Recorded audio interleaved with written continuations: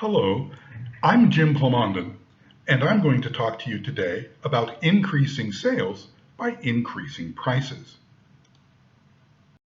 You may be aware that Cambodia's rice exports have been going up, but Cambodia's profits are down. Now we know that profit equals price minus costs. So there are two ways to increase profits. One is to reduce costs. The other is to increase prices, and I'm going to talk about the second one. If we look at the prices of rice products on Amazon.com, the largest online retailer in the United States, the best-selling jasmine rice product is Dynasty Jasmine Rice, which sells for $3 US per kilo. Now that's the highest volume selling jasmine rice product on Amazon, so it probably has the lowest price per kilo that can be sold profitably. Anything above that is more profitable, anything less is less profitable. Ellis Stansel's gourmet rice is a kind of jasmine rice grown in Louisiana, and it sells for $16 per kilo, $13 higher than the break-even price. Beneshi Gourmet Wild Rice is not a jasmine rice, but it sells for $30 per kilo, showing that there's a lot of upside to the price per kilo. Yamaguchi Prefecture Tomabore rice is a kind of sushi rice. It's $42 per kilo, so 5 kilos is $211, and that does not include $89 in shipping to get that rice from Japan, which brings the grand total to about $300 for the 5-kilo bag. That's a lot of high price right there. And there are even more expensive rices than that on Amazon. Well, in addition to profit being price minus costs, total profit also includes volume. In a presentation of the Cambodian Rice Federation at the 5th Cambodian Rice Forum in early January, this graphic was presented that showed the idea that if you wanted higher volumes, you had to accept lower margin. Well, that's only true for commodities. The trick for a jasmine rice vendor is to de-commoditize its jasmine rice.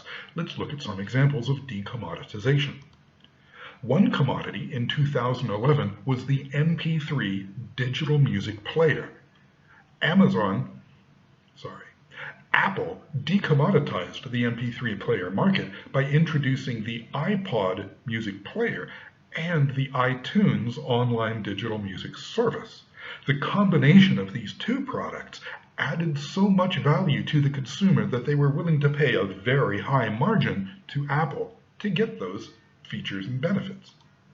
Similarly, in 2007, a commodity item was the mobile phone, specifically the feature phone. Apple introduced the iPhone plus the iOS, and that combination of device and operating system added so much value to the consumer that the consumer was willing to pay a much higher margin to get that combination.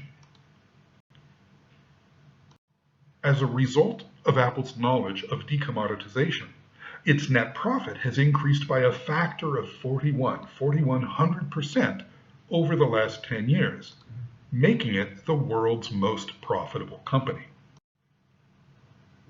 So we see that de-commoditization delivers higher margins and higher volumes. Now what we want to do is de-commoditize Cambodian jasmine rice, and to do that we need two ideas in a new combination. One such idea is quality. Cambodian jasmine rice is already recognized as the world's best rice because it has won for 3 years in a row the Rice Traders World's Best Rice competition in 2012, 2013, and 2014. But what it hasn't had so far is consistency of aromatic flavor and fragrance. No jasmine rice does. In typical conditions, flavor and fragrance fade very quickly. The aromatic compounds are volatile and they just flee the rice grains. They're gone in a very short period of time. By the time rice arrives in the United States from Southeast Asia, the jasmine flavor and fragrance has been reduced by half. Within 6 months of harvest, the jasmine rice is essentially flavorless. And this lack of consistency over time has significantly reduced the value of jasmine rice to the American and European consumer.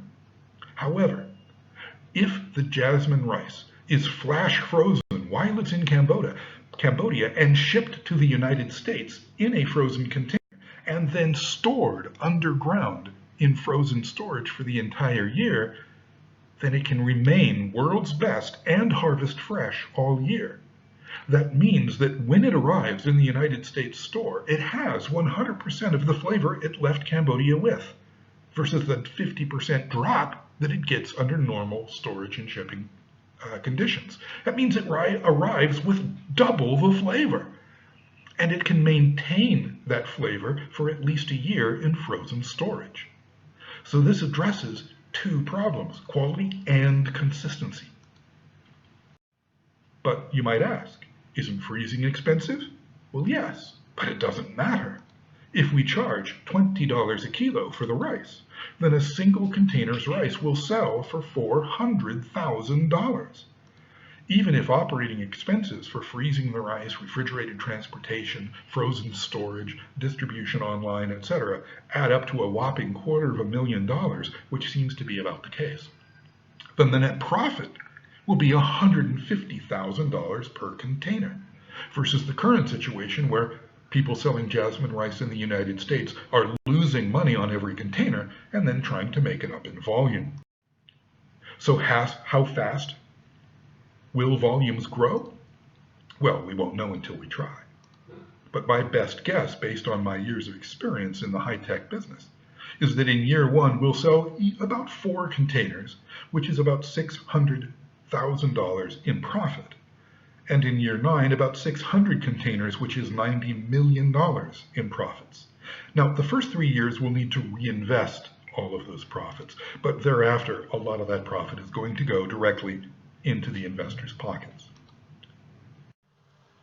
Do you want to make more profits? Then let's talk. If you want your company to be the Apple of jasmine rice, if you want to earn Apple-like profits and status, then send me email. Akun.